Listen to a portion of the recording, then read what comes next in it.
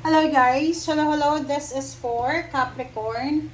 Welcome dito sa aking channel, Capricorn. Alamin natin kung anong messages, vibration, gabay, energy para sa inyo lahat. Tingnan natin, Capricorn, kung ano ba ang kasalukuyan mong ginagawa sa ngayon. Ano bang nangyayari sa iyo sa ngayon? Ano bang mangyayari sa kinabukasan? Ano bang magsisimula ngayon? Ano bang matatapos ngayon? Ano bang hinihintay mo or whatever man? 39, community, 35, pathway. Official person, Capricorn.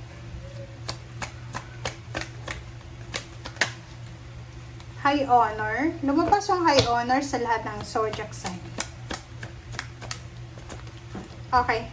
And house, home. Okay. Capricorn, ang ganda ng baraha mo. Kung makikita mo dito, officially,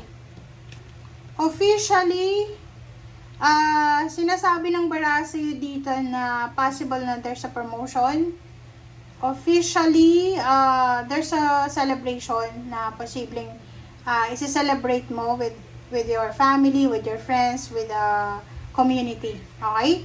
So, nakikita natin dito yung promotion, appreciation, salary increase, public recognition, and this is balance eh. Diba? You are you're balanced, stable, and secured.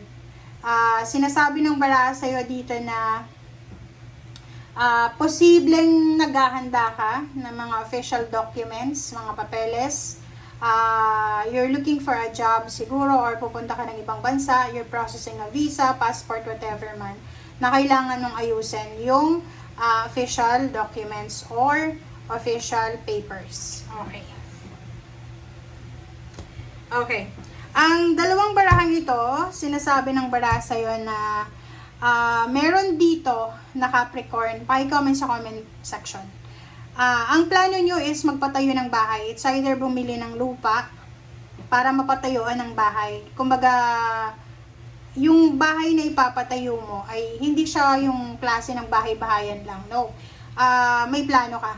Diba? Like, mataas yung pangarap mo eh. Gusto mo, once na nagpatayo ka ng bahay, talagang maganda siya. Okay? Na pwede mong may pagmalaki. So, the pathway is here, 35, 8. So, ibig sabihin, dati, few months ago, or maybe few years ago, parang feeling mo, imposible.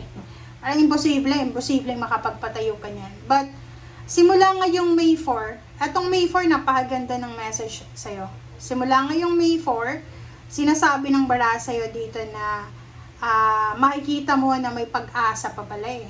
Diba? Makikita mo na, ay, yung dream house ko may pag-asa pa pala na may patayo ko. Ay, may pag-asa pa palang mabuntis ako. Ay, may pag-asa pa palang makapag-asawa ko. Ay, may pag-asa pa pala na maayos ang pamilya ko. Mag-reconcile ng pamilya or whatever man or friends. So, eto siya.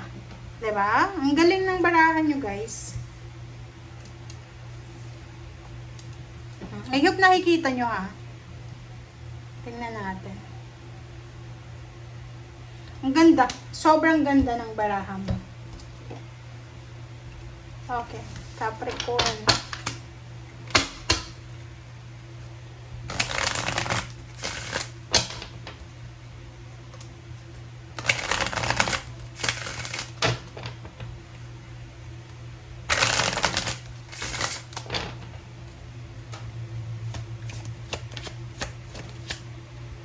Okay. First card natin, broken heart. So, nakikita ko sa'yo dito, maybe, kakahiwalay mo palang sa asawa, boyfriend, girlfriend, may problema sa pamilya, whatever man. But this is number 9 na. So, nakikita ko yung moving on, recovery ng heartbreak. So, wala namang masyadong issue yung number 9 na yan. Kasi moving on ka na eh.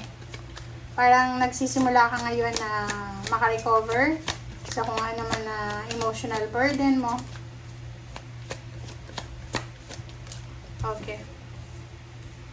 Emotional burden. And the storm warning. Kumbaga, sinasabi na tapos na. Tapos na.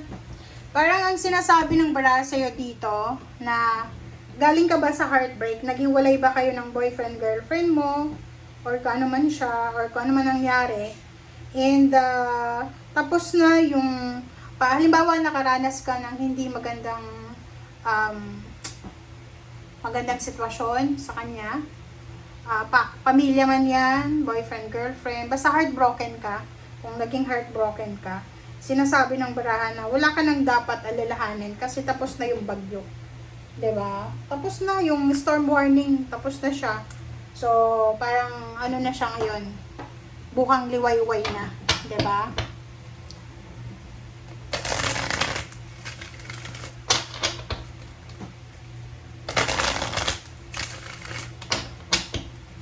Okay.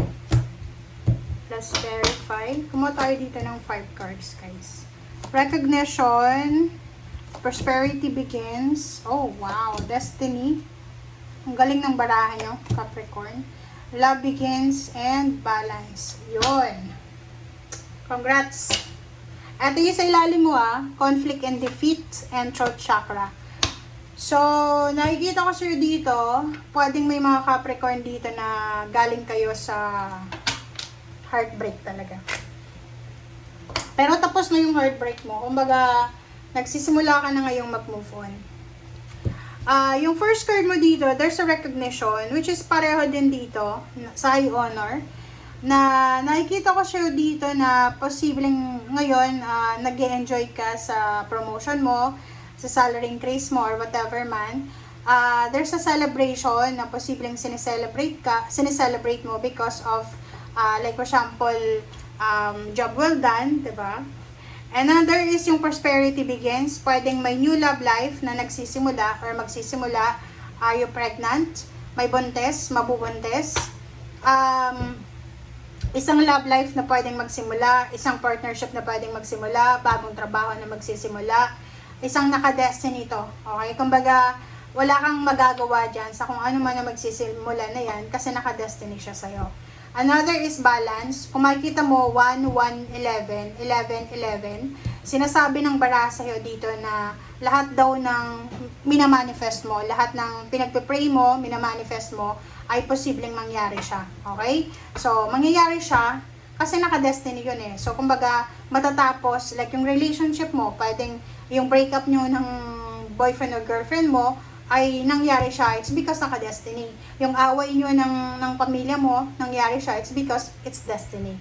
And yung love begins dito, after ng breakup, may papasok ulit na relationship.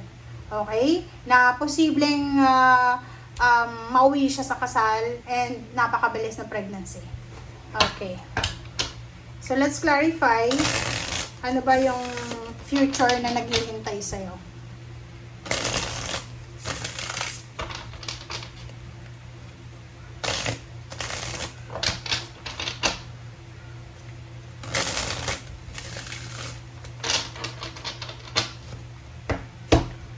Okay. Sabi na eh.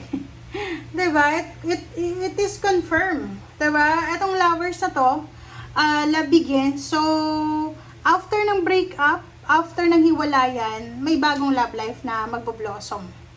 Diba? Ano pa ba?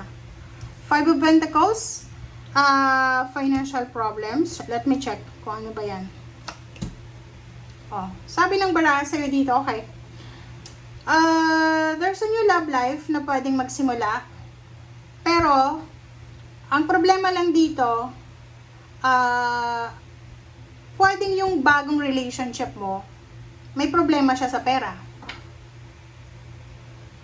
Or pwedeng ikaw yung may problema sa pera. Kasi dalawang klase to eh. It's either isa sa inyong dalawa ang may problema sa pera, and posibleng matapos yung problema na yun dahil sa isang to.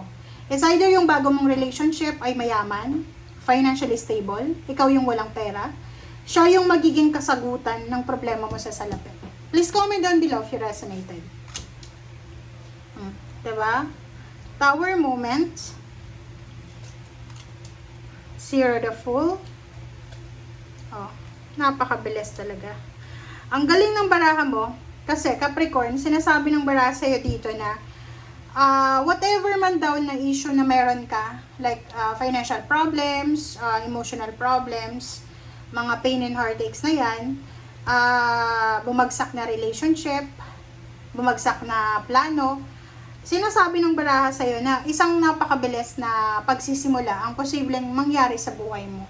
So, wala kang dapat na alalahanin pala. Kasi yung future mo dito ay sobrang assured ka dito. Halimbawa ngayon, wala kang pera, or yung asawa mo ngayon, walang pera. If in case maghiwalay kayo, meron ka dito na bagong relationship na siya yung makakatulong sa'yo para magkapera ka. Oh, diba? Sa ilalim mo dito is 9 of Pentacles and then Knight of Cups. So, yun.